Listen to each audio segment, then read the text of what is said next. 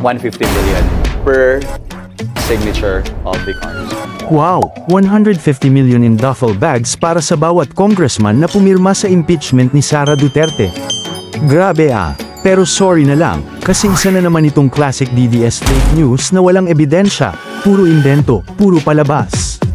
Let's break it down. Una, pinamigay raw sa lawmakers ang 150 million mula sa AX, AKAP, TUPAD at Infra. Paano? Ang AX at AKAP ay welfare programs ng DSWD.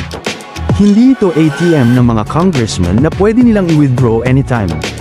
Ang DSWD mismo ang may hawak ng pondo, sila ang nagdi-disburse. Ang role ng Kongreso, magbigay lang ng referral, pero yung actual na pera, wala sa kamay nila. Pangalawa, ano yung infrastructure projects? DPWH ang may hawak ng pondo, hindi ang Kongreso. Kahit gusto nilang bulsahin, hindi basta-basta.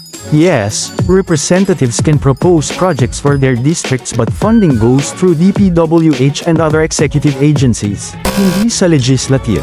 Ikatlo, pera ang natanggap ng lawmakers. Paano naging cash sa bulsa ng mga mambabatas kung ang ayuda ay food packs, medical assistance, o burial aid na dumadaan sa ahensya ng gobyerno? Unless may nagpapamigay ng bigas na gawa sa 1,000 peso bills, ang layo sa realidad ng kwento nyo. Pang-apat, may budget insertions para dito. Saan galing ang 32.25 billion kung totoong 150 million ang bawat isa sa 215 na pumirma sa impeachment? Pirmado na ang GAA bago pa mag-impeachment complaint. Ibig sabihin, kung may pondo man para sa X, AKAP, at Infra, matagal na yang naka-allocate sa budget. Hindi yan instant na bribe fund. Hay nako, DDS fake news na naman. Ang problema sa inyo, ang dali nyong maniwala sa haka-haka. Pero kapag si Sara Duterte ang may issue, biglang tahimik.